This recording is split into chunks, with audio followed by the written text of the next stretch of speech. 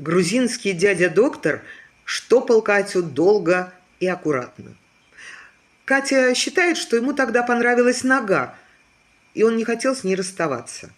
Наконец доктор отложил ногу и печально вздохнул. Он, конечно, шил бы еще, но закончились нитки. Штопка получилась высший класс. Края раны аккуратно обметаны, узелков было штук 100, всех видов. И по глазам доктора читалось, что он вышил бы еще розочку или свою фамилию, но было уже нечем. Через 2 недели Катя пришла в больницу снимать швы. Хромают и там, и сям, по коридорам и палатам. Больных кругом полно, а медиков нет. Катя вернулась в регистратуру. Там к ней бочком подошла женщина в пижаме и тихонько спросила: «Вы что-нибудь ищете?» «Мне доктора Бабадзе швы снять». И Катя показала красиво вышитую ногу. «Идите за мной, только быстро». И женщина заторопилась куда-то вглубь.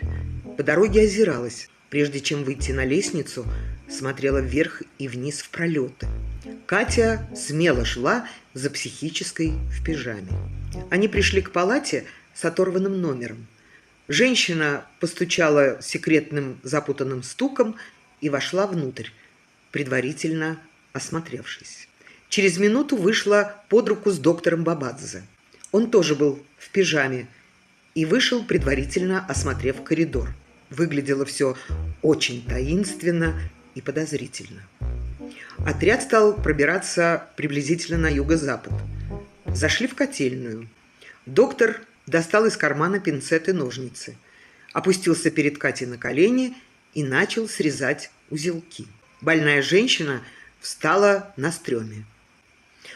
«А вы каждую пятницу играете в разведчиков?» – задала Катя наводящий вопрос. «Нет, это все из-за дедушки Ризо», – ответил доктор и рассказал историю. Дедушку Ризо привезли в УАЗике без крыши и номеров. Это был очень хороший и тихий дедушка. Его болезнь называлась 102 года. Он почти не ходил. Но родных смущало другое. Они заметили, что дедушка стал меньше пить. Его и привезли в больницу.